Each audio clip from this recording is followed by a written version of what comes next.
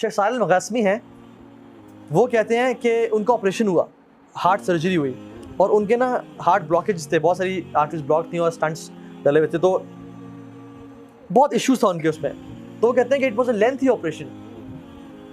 کہتے ہیں کہ میں بڑا پریشان تھا, ڈاکٹرز نے میرا آپریشن کیا, سکسیزفل ہو گیا الحمدللہ, ٹانگے لگا دیے, میں اٹھا تو آئی واز ریلیکسڈ. لیکن کچھ دیر بعد ڈاکٹرز دوبارہ آنے شروع ہو گئے, اور جو ساتھ مشینس تھیں ان میں نا پی پی پی کچھ ہونے شروع ہو گیا, اور ایک ڈاکٹر آ رہا, دوسرا, تیسرا, چوتھا. یہ عرب کے بہت بڑے داعی ہیں, شیخ صالح المغاسمی, ابھی بھی زندہ ہیں رحمہ اللہ. ڈاکٹرز آئے اور وہ کہتے ہیں کہ میں اب تو بہت پریشان ہو گیا کہ اب کیا ہو رہا ہے. تو انہوں نے ان کی شکل پہ نا پریشانی دیکھی, میں مزید پریشان ہو گیا. تو انہوں نے کہا کہ آپ کے جو بلاکیج تھے نا وہ سم تھنگ ہیپن کہ بہت زیادہ نا بلاک ہو گیا, and we have to re operate you again, تو ہمیں دوبارہ کھول کے سرجری کرنی پڑے گی.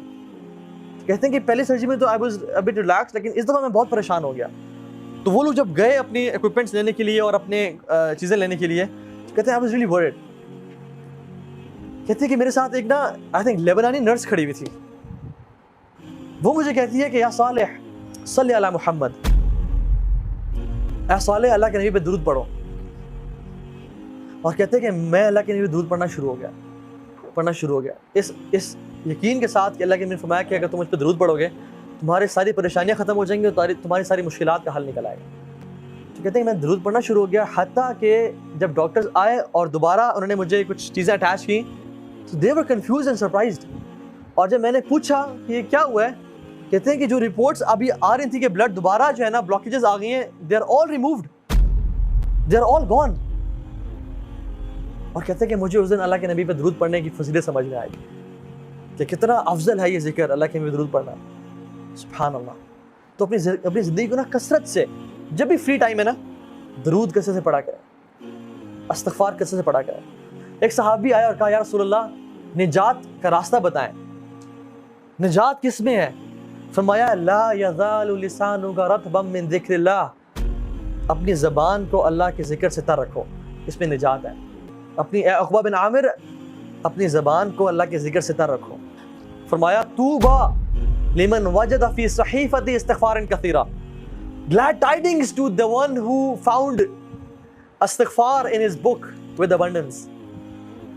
خوشخبری ہو اس بندے کو کہ جو قیامت کے دن آیا اور اس نے اپنے اعمال نامے میں کثرت سے استغفار کو دیکھا.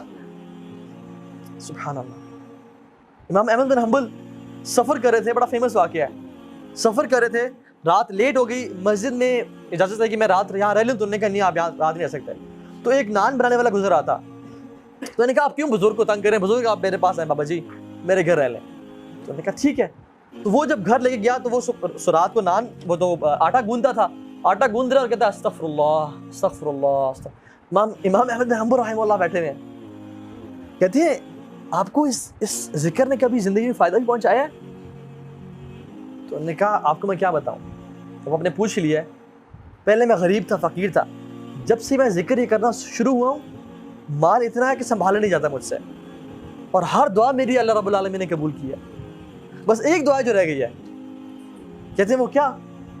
کہتے ہیں سنا ہے کہ امام احمد بن حنبل بڑے امام ہیں, ان سے ملاقات کا شوق ہے, وہ آج تک قبول نہیں ہوئی. امام احمد بن حنبل کہتے ہیں کہ وقد جررت الیک جرا, ایسے لگتا ہے کہ مجھے آپ کے پاس گھسیٹ کے لایا گیا ہے آپ سے ملاقات کروانے کے لیے. میں ہوں امام احمد بن حنبل. یہ ہے توبہ استغفار کے فائدے, یہ ہے توبہ استغفار. کثرت سے استغفار پڑھا کریں زندگی میں. اللہ کے نبی اپنی ایک محفل میں, ایک سیٹنگ میں 70 سے 100 مرتبہ استغفار پڑھا کرتے تھے, ایک سیٹنگ میں. اور کثرت سے درود پڑھیں, کثرت سے درود پڑھا کریں.